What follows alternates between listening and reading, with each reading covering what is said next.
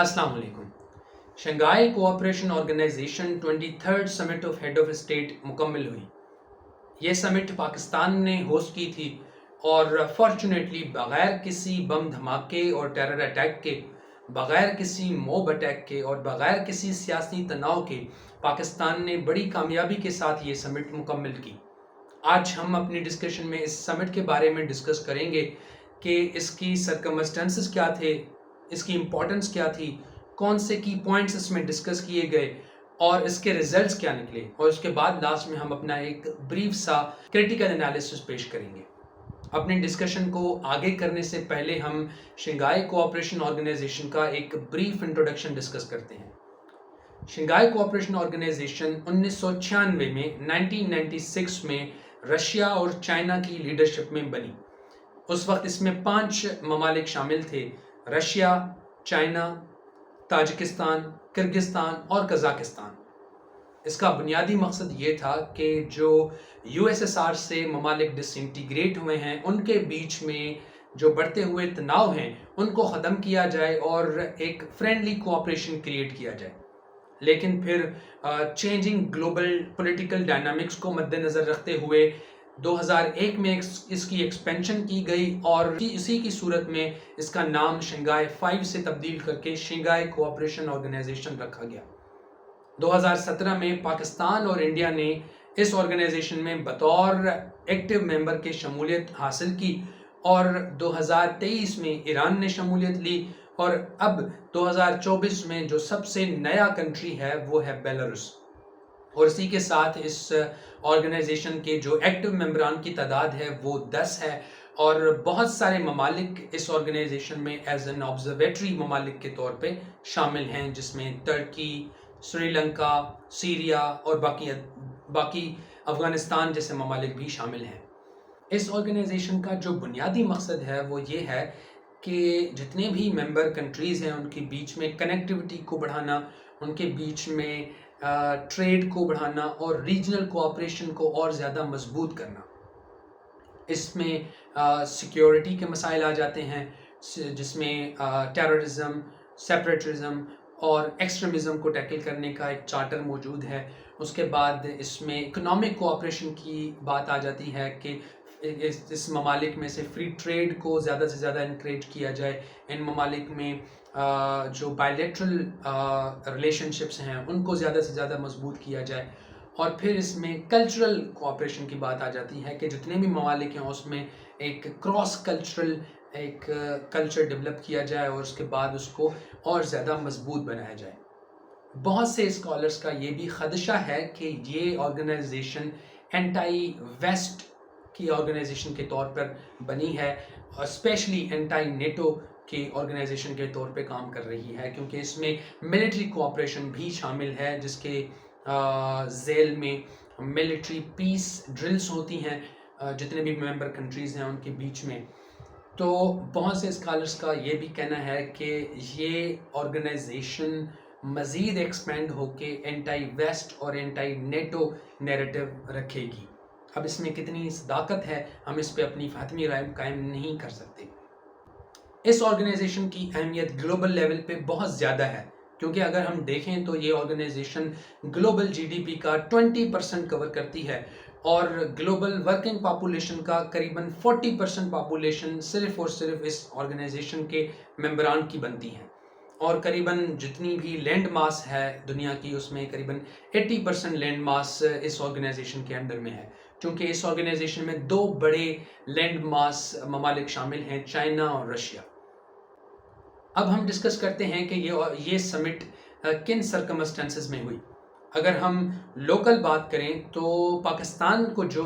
मसाइल दरपेश हैं, जो चैलेंजेस दरपेश हैं, उनमें से सर फहरिस्त जो चैलेंज है वो है इकोनॉमिक चैलेंज का। हम देखते हैं कि पाकिस्तान का बैलेंस ऑफ ट्रेड बहुत कम है, करंट अकाउंट डेफिसिट बहुत ज़्यादा है, इन्फ्लेशन बहुत ज़्यादा है और पाकिस्तान एक अनप्रेसिडेंटेड प्रेशर में है जो कि IMF की तरफ से पाकिस्तान पे हो रहा है कि IMF की जितनी भी शराइत हैं उनको इम्प्लीमेंट किया जाए। जो दूसरा मसला पाकिस्तान को दरपेश है वो है टेररिज्म का। हम देखते हैं कि इस समिट के होने से चंद दिन पहले ही ایک انٹرنیشنل کنوائے کے اوپر بلوچستان میں حملہ ہوا، جس میں بہت سارے انٹرنیشنل ڈپلومیٹس زخمی ہوئے، اور اس میں چائنا کے انجینئرس اور چائنا کے ڈپلومیٹس بھی شامل تھے۔ تو ٹیررزم پاکستان کے لیے ایک بہت بڑا مسئلہ ہے۔ اور جو تیسرا پاکستان کو مسئلہ ہے وہ ہے ریجنل کنیکٹیوٹی کا اور ویسٹرن پریشر کا۔ اور اگر ہم گلوبل لیول پہ دیکھیں تو دو وار فرنٹس کھلے ہوئے ہیں، جن میں رشیا اور یوکرین وار فرنٹ ہے، اور اسرائیل اور پیلسٹینین وار فرنٹ ہے، جس میں اس آرگنائزیشن کے جو ممبران کنٹریز ہیں انکلوڈنگ ایران اس وار میں شامل ہیں۔ تو اس لیے پیس اور انٹیگریٹی کو مضبوط بنانے کے لیے یہ آرگنائزیشن کے لیے بڑا چیلنج ہوگا۔ اور دوسرا چیلنج ہے گلوبل انفلیشن کا، کہ آئل پرائسز اور پوری سپلائی چین ڈسٹرب ہونے کی وجہ سے جتنی مہنگائی ہو رہی ہے، آئل پرائسز ہائی ہو رہے ہیں، اور جو کنیکٹیوٹی ڈسٹرب ہو رہی ہے اس کو یہ آرگنائزیشن کس طرح سے ٹیکل کرے گی، اور اس کے بعد پوسٹ کووڈ-19 کا جو پیریڈ ہے اس کے بعد یہ اپنے ممالک کی جو اکانومی ہے وہ کس طرح سے اسٹیبلائز کرے گی، یہ اس آرگنائزیشن کے لیے بڑا چیلنج ہوگا۔ اب ہم بات کرتے ہیں کہ اس سمٹ میں کون سے کی پوائنٹس ڈسکس ہوئے۔ سب سے جو پہلا کی پوائنٹ ڈسکس ہوا وہ تھا افغانستان کی صورتحال کو مستحکم بنانا،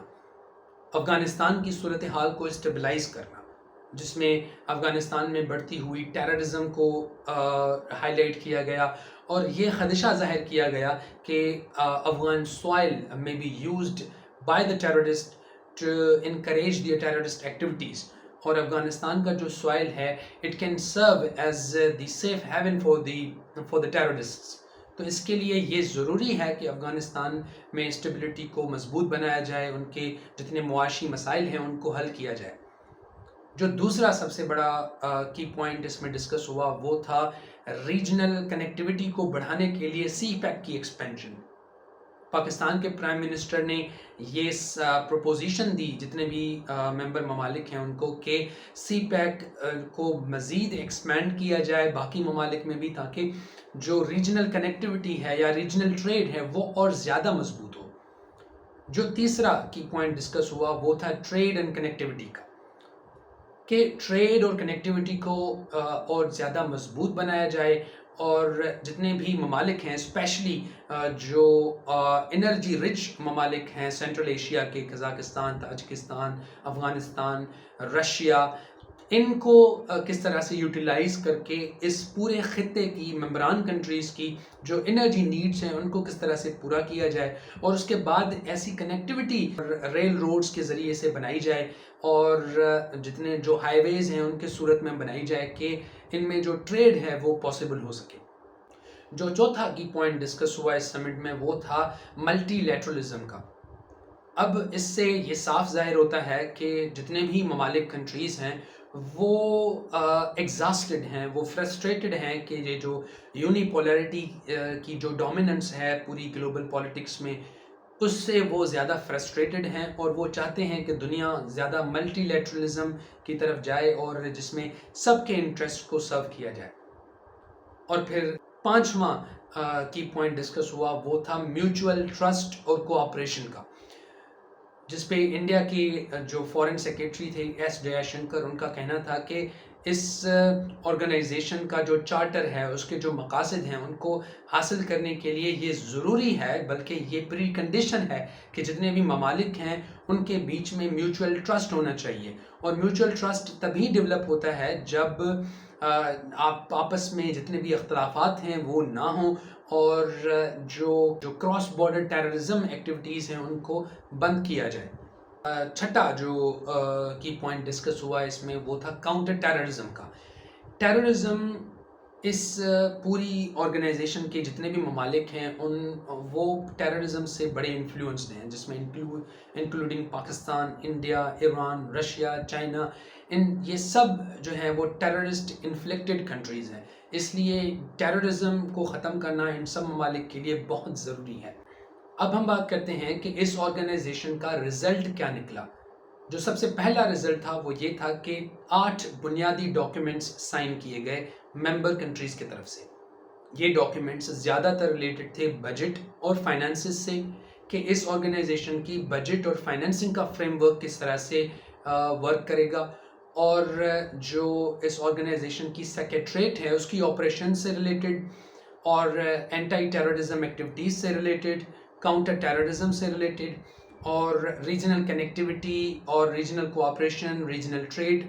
سے ریلیٹڈ یہ ڈاکیومنٹس تھے جو کہ سائن کیے گئے ممبران کنٹریز کی طرف سے۔ جو دوسرا بڑا اس کا آؤٹ کم نکلا وہ یہ تھا کہ بائیلیٹرل ٹاکس جتنے بھی ممالک ہیں ان کے بیچ میں ہوئے، جن کا بنیادی مقصد یہ تھا کہ جتنے بھی ممالک ممبران ہیں ان کے بیچ میں کوآپریشن کو اور کنیکٹیوٹی کو اور زیادہ مضبوط بنایا جائے، اور ان سب کو ایک پیج پہ لایا جائے جہاں پہ وہ اپنے انٹرسٹس کو انٹیگریٹ کریں اور اس آرگنائزیشن کی مضبوطی کو اور زیادہ مضبوط بنائیں۔ اب یہاں پہ انڈیا اور پاکستان کے بیچ میں کوئی بائیلیٹرل ٹاک نہیں ہوا، کوئی بائیلیٹرل ایگریمنٹس نہیں ہوئے جس کا ہم یہ کہہ سکتے ہیں کہ پاکستان اور انڈیا کے بیچ میں جو آنے والے فیوچر میں جتنے بھی ان کی بیچ میں ڈیولپمنٹس ہوں گی ان میں ہمیں کوئی خاطر خواہ نتیجہ نہیں نظر آتا، اور ہمیں یہ نظر نہیں آتا کہ کوئی پاکستان اور انڈیا کے بیچ میں جتنے بھی تناؤ ہیں وہ اتنی جلدی ختم ہو جائیں گے۔ جو تیسرا آؤٹ کم تھا وہ یہ تھا کہ چائنا کے پرائم منسٹر کی طرف سے گوادر انٹرنیشنل ایئرپورٹ کو اناگوریٹ کیا گیا۔ اب یہ ڈائریکٹلی اس سمٹ کا آؤٹ کم تو نہیں ہے، لیکن اس سمٹ کے ہائی لائٹ ہونے کی وجہ سے اس ایونٹ کو یقینی بنایا گیا اور اس ایونٹ کو مزید ہائی لائٹ کیا گیا اس سمٹ کے تناظر میں۔ تو اس لیے ہم یہ کہہ سکتے ہیں کہ اس سمٹ کا ایک انڈائریکٹ آؤٹ کم یہ بھی تھا کہ گوادر انٹرنیشنل ایئرپورٹ اناگوریٹ ہو گئی۔ اب ہم ایک شارٹ سا کریٹیکل انالیسس پیش کرتے ہیں اس سمٹ پہ۔ اس سمٹ پہ جو سب سے پہلا کریٹیکل انالیسس ہے وہ یہ ہے کہ اس سمٹ میں جتنی بھی باتیں کی گئیں، جتنی بھی تقریریں ہوئیں، ان میں جتنی بھی کی پوائنٹس کو ہائی لائٹ کیا گیا ان کو ایک کنکریٹ شکل میں آؤٹ کم میں نہیں لے کے آیا گیا اس سمٹ کی آؤٹ کمز کے طور پہ۔ ان کو ایک کنکریٹ فریم ورک کوئی نہیں پرووائڈ کیا گیا جس سے فار ایگزامپل ٹیررزم کو ختم کیا جائے، جس سے فار ایگزامپل بائیلیٹرل ٹاکس کو اور زیادہ بڑھایا جائے، جس سے فار ایگزامپل اکنامک ایکٹیویٹیز جتنی بھی اس خطے میں ہو رہی ہیں یا جتنی بھی اس ان ممالک کے درمیان ہوں گی وہ کس طرح سے ہوں گی، کون سے اصولوں پہ ہوں گی، ان کی ورکنگ کیا ہوگی، تو اتنا ڈیٹیلڈ اور کنکریٹ فریم ورک پرووائڈ نہیں کیا گیا، جس سے ہم یہ کہہ سکتے ہیں کہ جتنی بھی باتیں ہوئی ہیں، جتنے بھی کی پوائنٹس ہائی لائٹ ہوئے ہیں ان کے ریزلٹس اتنے زیادہ نہیں نکلیں گے، یا ان کے ریزلٹس اتنے زیادہ ایفیکٹو نہیں ہوں گے کیونکہ ایک کنکریٹ فریم ورک موجود نہیں ہے۔ جو دوسرا کرٹیسزم ہے وہ ہے اس کی بائیلیٹرلزم پہ۔ اگر ہم بائیلیٹرلزم کی بات کرتے ہیں تو اس آرگنائزیشن کے ممبران میں ہی بائیلیٹرل ٹاکس بند ہیں اور بائیلیٹرل ٹاکس ڈسٹربڈ ہیں، تو یہ آرگنائزیشن کے لیے بڑا چیلنج ہوگا کہ اس آرگنائزیشن کو مزید بائیلیٹرلی اسٹرانگ بنایا جائے۔ فار ایگزامپل انڈیا اور پاکستان، اب انڈیا اور پاکستان اگر بائیلیٹرلی انٹیگریٹڈ نہیں ہوگا تو ظاہر سی بات ہے اس سمٹ کا جو اسپرٹ ہے وہ ڈسٹرب ہوگا، اور اس سمٹ کا اسپرٹ اپنی مکمل شکل میں سامنے نہیں آ سکے گا۔ بہت شکریہ۔